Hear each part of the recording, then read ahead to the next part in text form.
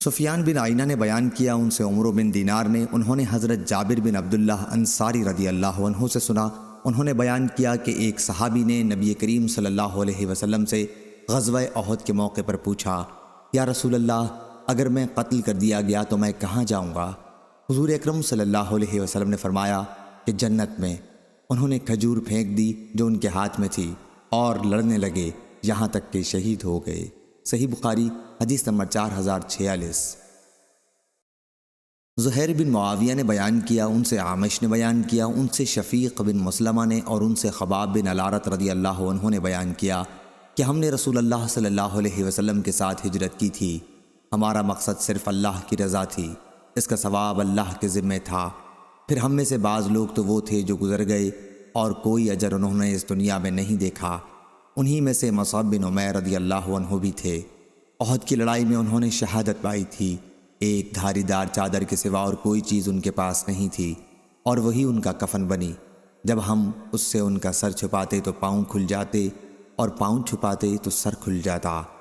حضور صلی اللہ علیہ وسلم نے فرمایا کہ سر چادر سے چھپا دو اور پاؤں پر ازخر گھاس ڈال دو، یا حضور نے یہ الفاظ فرمائے تھے، القوا علی رجلہ من الازخر بجائے وجعلوا علی رجلہ الازخر۔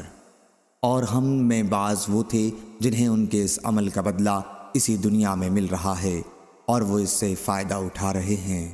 صحیح بخاری حدیث نمبر 4047۔ ہمیں طویل نے بیان کیا، اور ان سے انس رضی اللہ عنہ نے، کہ ان کے چچا انس بن نضر بدر کی لڑائی میں شریک نہ ہو سکے تھے۔ پھر انہوں نے کہا کہ میں نبی کریم صلی اللہ علیہ وسلم کے ساتھ پہلی ہی لڑائی میں غیر حاضر رہا۔ اگر حضور صلی اللہ علیہ وسلم کے ساتھ اللہ تعالیٰ نے مجھے کسی اور لڑائی میں شرکت کا موقع دیا تو اللہ دیکھے گا کہ میں کتنی بے جگری سے لڑتا ہوں۔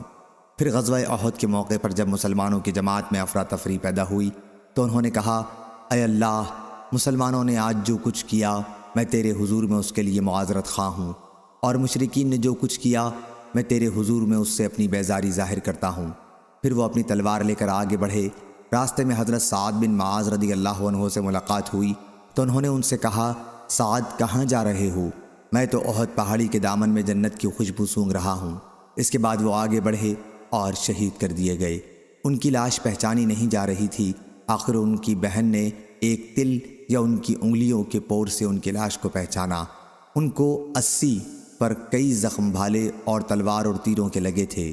صحیح بخاری حدیث نمبر 4048۔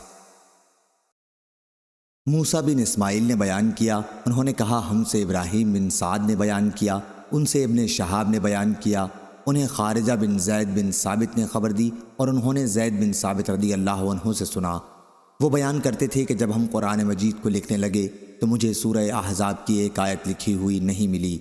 میں نے رسول اللہ صلی اللہ علیہ وسلم کو اس کی تلاوت کرتے بارہا سنا تھا۔ پھر جب ہم نے اس کی تلاش کی تو وہ آیت خزیمہ بن ثابت انصاری رضی اللہ عنہ کے پاس ہمیں ملی۔